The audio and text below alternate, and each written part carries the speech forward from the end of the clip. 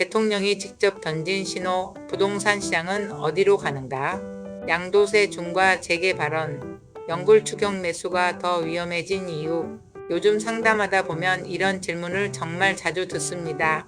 소장님, 이번엔 진짜 정책이 바뀌는 건가요?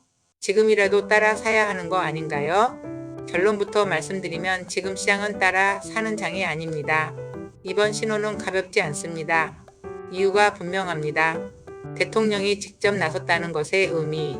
이번 이슈의 핵심은 이재명 대통령이 직접 메시지를 냈다는 점입니다.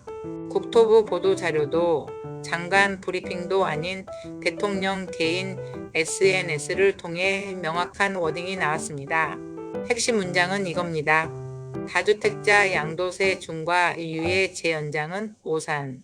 비정상적 버티기가 이익이 되어서는 안 된다. 시장을 이기는 정부는 없지만 정부를 이기는 시장도 없다. 이 말은 곧 정책 방향을 시장에 미리 알린 것입니다. 현장에서 보면 이런 경우, 되돌리는 경우는 거의 없습니다. 양도세 중과 다시 정책 변수가 되다. 문재인 정부 시절을 겪으신 분들은 기억하실 겁니다. 양도세 중과가 강하게 작동했을 때 나타났던 매물 잠김 현상. 이번에도 비슷한 우려는 있습니다. 다만 이번은 조건이 다릅니다. 당시보다 공급 카드가 동시에 준비되고 있고 연착륙이라는 표현을 반복적으로 쓰고 있으며 세제 하나로 끝나는 게 아니라 패키지 접근이 예상됩니다. 즉, 양도세 중과는 시작일 뿐이라는 의미입니다. 시장이 가장 위험해지는 순간 정책 기대 심리.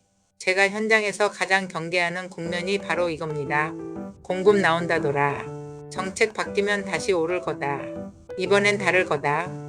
이런 말이 돌기 시작하면 추경 매수, 연끌 2차 파동이 나옵니다. 하지만 이번 메시지의 방향은 명확합니다.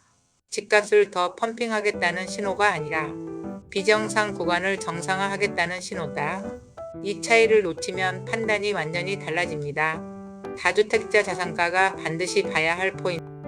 다주택자분들 상담을 해보면 요즘 분위기가 확실히 바뀌었습니다. 버티면 되겠지라는 전략. 비용이 커질 가능성이 커졌습니다. 앞으로 체크해야 할 키워드는 3가지입니다. 1. 양도세 중과 재개 시점. 2. 보유세 부담의 방향성. 3. 장기 보유 특별 공제 장특공 조정 가능성. 특히 버티는 이익보다 버티는 비용이라는 표현은 보유세와 직결된 워딩으로 해석하는 게 합리적입니다.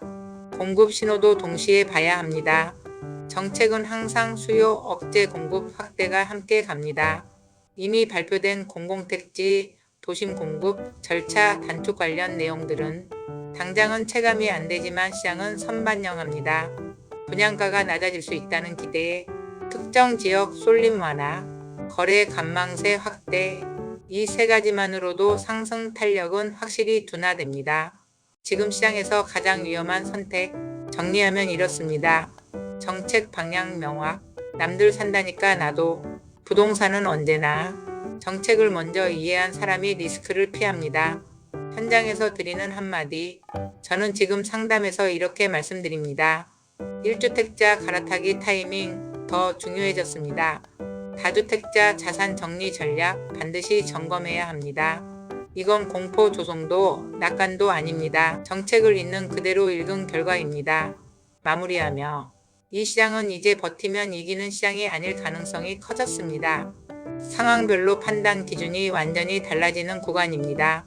식사동 추천 부동산 위시티 블루밍 부동산